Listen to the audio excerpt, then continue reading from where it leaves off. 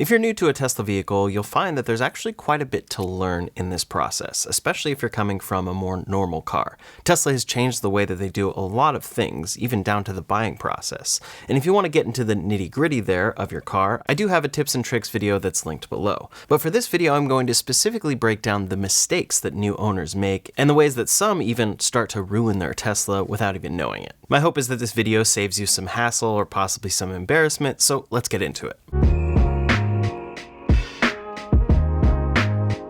Now, as I mentioned briefly in the intro, Tesla's buying process is a lot different than other companies.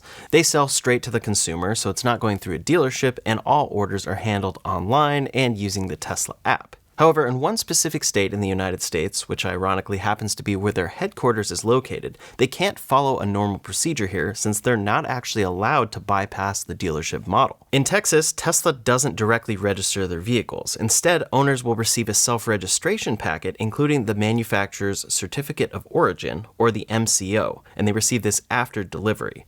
So customers have actually had some bad experiences with this in the past. This is definitely a mistake to avoid if you're in this specific market.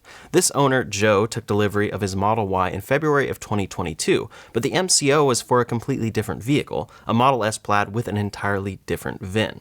On March 1st, he submitted the paperwork, but the DMV rejected it, stating that the title had already been issued to someone else. So it seems like there was a mix-up, and the other person actually registered his own car. Tesla said that this would be fixed, but 6 months later, he still couldn't obtain a title or legally drive this car. So this led to Tesla insisting it's the DMV's problem to handle, and the DMV saying it's Tesla's problem to handle. Very frustrating overall for Joe. Tesla gave him a notarized statement of fact during the investigation, which said that he does own this car, but overall this was a huge disaster. One thing that Joe did do at the beginning of this process, though, is he actually ordered two Model Ys at the same time. He ordered a long-range version and a performance one to see which one would come first. Whichever would be available first, he would take delivery of, and then he canceled the order of that performance version of the car. Overall, that shouldn't be a big deal, and Tesla should be able to totally handle this, but it does show a couple things you might want to avoid for the confusion, especially in Texas. First, you may not want to order two cars at the same time in that market, and then you should refuse delivery if your MCO does not match the vehicle itself. That's something you should definitely check at your delivery appointment. Then you should also register it quickly, since this is required quickly, and you want to get that mistake rectified if it's there right away. This is a specific case that doesn't happen frequently by any means, and it's specific to Texas, but it's an interesting one to look out for. But that brings us to the second mistake, which might not be very intuitive when coming from a gas vehicle. That is to not leave your car unplugged for an extended period of time. Let's say you have your Tesla and then you're going out of town for a few months. You want to make sure that that car is plugged in, even to a slow wall charger. Multiple people have had experiences with this, but ultimately when a Tesla high voltage battery dies completely, the 12-volt battery will die after that, and then it's much more difficult to get this car started. You actually have to jump that and then recharge the battery, and it can cause damage to each of these batteries in the process. This particular owner had a Model S that had over 450,000 miles on it, and then it sat unused for about 6 months, not plugged in. This ended up with it fully draining both the high voltage and 12-volt batteries. And then because of the age of this particular vehicle, some of the backups were not available here. Tesla includes a manual hood release cable via the front wheel well, but that cable had corroded and snapped due to the age of this car. So he had no battery power, the doors wouldn't unlock, and the hood couldn't open, so this car was completely inaccessible. Eventually, the owner managed to open the hood manually, installed a new 12-volt battery, and then saw no screen power or drivetrain response. Then the car was placed on rollers, charged overnight, and then still the screen remained off, but disconnecting the low-voltage battery for a full day and then reconnecting it finally restored screen function and drive capability to this Model S. So he had a couple specific circumstances here, like that cable making it not accessible, but overall the lesson is to not let your Tesla completely die. If you're headed out of town for a decent length of time, you should make sure that is plugged in, because you might come back and find your car not drivable. Even in the case of the most up-to-date Tesla, it will still happen that same way. The high-voltage battery will eventually die, then the 12-volt battery will eventually die, the doors will stay locked, and you won't have touchscreen access, and of course you won't be able to drive. You'll also find that the manual releases will be required for the doors inside the car. And this is an important thing to know as a new Tesla owner that I'll get to in just a second. First, I'll say that in some rare cases, the 12-volt battery has been known to just die on Tesla vehicles, especially as they get a little older. But the latest versions of Tesla vehicles have switched to 12-volt lithium-ion batteries that are much more reliable and last a lot longer. So hopefully this should only be something that happens if you truly let your car die. But that brings us to the next tip, which is the manual door releases in a Tesla vehicle. These are there and they're important to know about in the case of the car losing power, and you want to know where they are in that case. These are located in a pretty obvious spot in the front doors of Tesla vehicles, but then when you go to the rear, these are located inside the side door pockets under the flap there. There it's definitely counterintuitive and not something that comes naturally. You probably wouldn't expect a manual door release to be hidden there, but that is where it is, and it's important to know. Tesla says, quote, to open a front door in the unlikely situation when Model 3 has no power, pull up the manual door release located in front of the window switches. For the rear, they say, at the bottom of the rear door pocket, there's a slot in front of the release cover. Slide your finger into the slot and lift to remove the cover. Pull the mechanical release cable forward. So now you know where those are, but it's important to note that these are the manual releases that you don't actually want to use unless you absolutely need to. Tesla's manual specifically says caution here. Quote, manual door releases are designed to be used only in situations when Model 3 has no power. When Model 3 has power, use the button located at the top of the interior door handle. The reason here is that, especially in the past, these manual releases would cause the window not to roll down, so it wouldn't actually clear the trim and it would just rip through it. Eventually, this could damage the door trim, the window, and the linkages for the door itself. So it's important to not use these unless you absolutely need to. I will say that Tesla has now updated this in software so that when you pull that manual release, it's now smart enough to roll down the window for you and not cause this issue, but either way, it's something to avoid. When you do it, the car will beep at you every time and then warn you on screen to use the normal releases for the doors. But it's a funny thing that you'll find with passengers, because passengers probably 90% of the time, if it's one of their first times in a Tesla, or even if they've been in plenty, will use this manual release because it just is in a logical location. So for new passengers, you want to tell them to avoid it if you can, but they likely won't avoid it. They'll probably use it the first time. And the door button really isn't in an intuitive place at first. But as a new owner, you'll learn to use these, and it's best to avoid the manual releases. Next up is an important thing for washing your Tesla. This has become especially important for the Cybertruck in particular, as people have taken the Cybertruck through certain car washes and found that they've had issues with the truck after. It seems pretty funny because that car is supposed to be so strong and bulletproof and everything, but owners have had issues here. This one owner was about 2 months in on ownership with 3,400 miles and washed their Cybertruck after the beach. After that, the vehicle's touchscreen went dark and it wouldn't reboot. So instead of about a typical 2-minute reboot, Tesla said the system took about 5 hours to come back to life. Other systems remained functional. In the Cybertruck manual, they're pretty specific about washing this car. They say don't wash it in direct sunlight, use car wash mode, which locks the charge port and disables the wipers, and they say failing to do so can cause damage not covered by warranty. So Tesla has definitely invited some criticism here because it seems very finicky for such a strong truck that's supposed to be quote-unquote bulletproof. But overall, this seems to be somewhat of a software glitch and not actually damage from water, but it's linked to car wash use. So overall, the tip is no matter what your Tesla vehicle is, use car wash mode. It's one of the first options on the main Tesla menu, car wash mode, and it's very easy to enable, so just make sure to enable this when you're washing your Tesla vehicle. At the very least, it will prevent things from moving and interfering like the windshield wipers and the charge port. But that brings us to number 5, which is tires in a Tesla vehicle. The first thing to note when you get a Tesla vehicle is that Tesla has really designed this car for aerodynamics. In fact, when they upgrade these cars and do refreshes, one of the biggest things that they do is improve aerodynamics with the body itself, as opposed to increasing the battery pack size. But for years now, Tesla has not included a spare tire, and that's because this is added weight that you likely don't need the vast majority of the time. Getting a flat tire has become more rare these days, but it's important to know this when you're getting your Tesla vehicle. It does not have a spare tire there. So if you've had an experience in the past where you didn't really know where your spare tire was, but you knew that it was there, that will not actually be the case in your Tesla vehicle, and if you want to have a spare tire, you'll have to buy that yourself. Tesla's solution here is roadside assistance, which for a lot of markets is plenty and all you will need, but if you're going off the beaten path, so to speak, you'll probably want one. But the next thing also has to do with aero, and that's curb rash. Tesla designs their wheels and tires to sit very flush for best aerodynamics, but this leads to insane amounts of curb rash on Tesla vehicles specifically. Of course, the main solution here is to know this ahead of time and be careful when parking, because at the end of the day, curb rash means that you got too close to the curb and hit it with your wheels. But it is a lot easier to do in Tesla vehicles than other vehicles, at least in my experience. You see it all the time, especially on things like Tesla's 20-inch induction wheels for the Model Y. So just keep this in mind ahead of time. Teslas are really easy to curb, so avoid it. Now, when it comes to charging electronic devices, this has become incredibly normal, and it's likely that you have a ton of devices that you charge up every single day, and your EV might just be the latest device you're adding to your charging routine. With modern devices, we almost always charge up to 100% and call it a day and then recharge it when it's low. But with EVs, they're the largest batteries that you will have by far, and thus it emphasizes the quirks of lithium-ion batteries.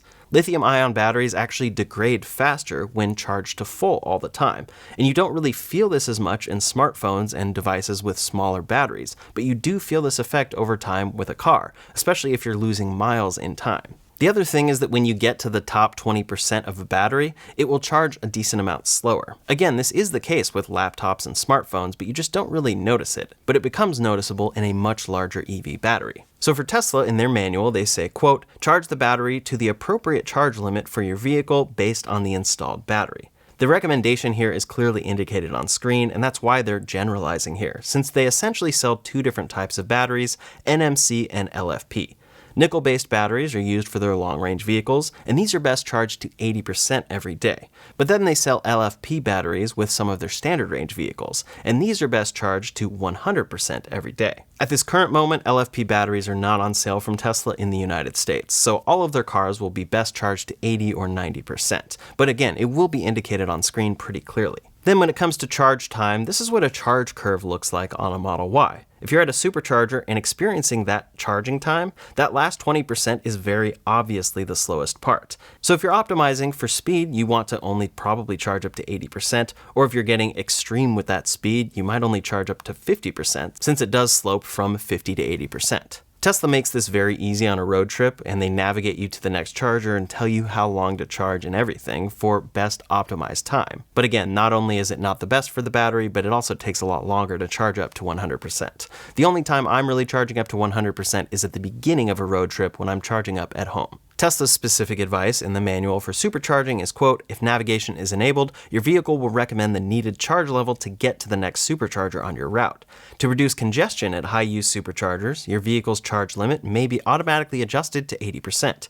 You can manually increase the charge limit after plugging in by using the vehicle touchscreen or Tesla app. Note, charging speeds slow as the battery charges, so reaching 100% charge will typically take significantly longer than reaching 80%. Basically, follow Tesla's recommendations in your car. It will say 80% if that's best for your battery. Some people have seen 90% for their specific battery, and then you'll see 100% for LFP packs. So you don't want to keep your battery at complete full in most cases, but on the other end of the spectrum, you don't want to keep it almost empty. Tesla specifically says, try to avoid keeping the battery below 20% charge for an extended period of time. Again, that's for best battery care, and then just for the risk of it entirely running out. Now, the same person that may run their EV battery a little too low might also keep their phone charged too low too often.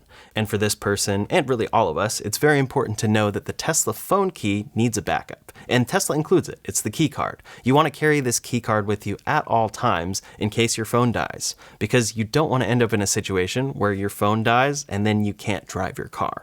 Always keep that manual key card on hand, otherwise you'll find yourself in a bit of a sticky situation. Now, if you're excited about your new Tesla vehicle, you'll probably be excited to use the automatic trunk, open it up, load a lot of stuff in there, and close it automatically. But of course, some of these tailgates will be a little too high for certain situations. I actually messed this up in my brand new Model Y back in 2020, where I had my garage door open, and then I opened the tailgate and it hit the metal part right there. It was pretty awful at the time. So what you'll want to do is first just avoid doing this in the first place, but then when you need to open your trunk in these scenarios, you can adjust it. Tesla says customize the opening height of your trunk and save it as the default or for a specific location such as your garage. To set a height, pause the trunk while it's moving using the touchscreen. Alternatively, manually adjust to the preferred height by manually lowering or raising the liftgate. I find that if you're in a situation where it's actually going to hit, doing this manually will be best. It's a little awkward at first because you're pulling against some resistance, but you just prevent it from going as high as you need and then manually adjust to the height you're comfortable with from there. Tesla then says to save the preferred height, follow the prompts on the touchscreen or press and hold the button on the underside of the liftgate until you hear a confirmation chime.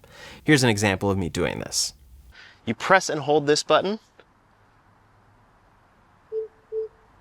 It gives you 2 beeps in rapid succession like that. And then from now on, in this location specifically, it's only going to open to this trunk height. Then if you don't need this anymore, you can reset it. Next up are some mistakes that new owners will make with Sentry mode. Sentry mode is Tesla's included security system, and they say, quote, when enabled, your vehicle's cameras and sensors, if equipped, remain powered on and ready to record suspicious activity around your vehicle when Model 3 is locked and in park. Think of Sentry mode as an intelligent vehicle security system that alerts you when it detects possible threats nearby. What you'll want to do when you get your car is dial this in the security menu on screen. Tesla likely has this disabled at first because it uses some extra energy, but you may want it on. It could be great for specific situations, and then it allows you to live stream to your phone, but usually you have to enable that permission in the car first. So make sure you do that in the vehicle. But the next thing you'll want to do is exclude certain areas so you're not getting unnecessary Sentry mode events or just using energy when you don't need to be. I find the exclude home button is great for many people, and then if your work is also safe, you can exclude work as well. Now this same system operates when driving, and they call it dash cam, and you can also make sure that this is on by going to Controls, Settings, Dash Cam. I like to keep auto on here and then honk as options, and then keep the dash cam icon in the dock to save events on demand if something happens, but I didn't honk my horn. Now for features like that live camera streaming, you'll get it right away when you get your Tesla vehicle, but a lot of people don't actually know that you have to pay for this after 30 days. Teslas include connectivity automatically, but their premium connectivity package is actually an extra charge, and it comes with a 30-day free trial, but you have to pay after that. When you look at standard connectivity versus premium connectivity, you'll see that both include navigation with real-time traffic along the route, but everything else is only in premium connectivity. Satellite view, weather forecast, speed cameras, live traffic maps, Sentry mode, view live cameras, mobile app dash cam viewer, dog mode, in-cabin camera, music streaming, video streaming, karaoke, and the internet browser. So you don't want to make the mistake of not knowing that you're actually going to have to pay $9.99 per month or $99 per year to get all these features in your Tesla vehicle. Now the next two are mistakes to avoid when configuring your car. The first one is avoiding white seats. A lot of people think that avoiding white seats is the right thing to do, but for Tesla vehicles, their white seats are actually fairly easy to clean, and overall they look great. Most people find these are easier to clean than they expect, and if you love the look, you probably can go for it and keep it clean fairly easily, even if you have kids or pets. Then when it comes to upgrading the wheels in your particular Tesla vehicle, it's important to know that these really only upgrade the look and then make the tires smaller. Of course, some would argue that the base wheels have a better look, but that's really the only reason to upgrade these wheels, because they actually come with a reduction to range. For the Tesla Model Y rear-wheel drive, it drops the range from 357 to 344 miles when upgrading wheels for $2,000. In the all-wheel drive version, it drops it from 327 to 303 miles of range. For the Model 3, it drops the range from 363 miles to 343 for $1,500. And for the all-wheel drive, it drops it from 346 to 332 miles. You can also consider the same here between rear-wheel drive and all-wheel drive. Rear-wheel drive actually gets the best range and is cheaper than all-wheel drive. So if you don't need that extra motor, you might want to go there for the best range possible. For some people, it's counterintuitive that you upgrade and then get a reduction to range, but that is the case here. The next mistake to avoid is buying FSD in certain circumstances. This is Tesla's full self-driving package, and today it costs $8,000, or you can subscribe to it for $99 per month.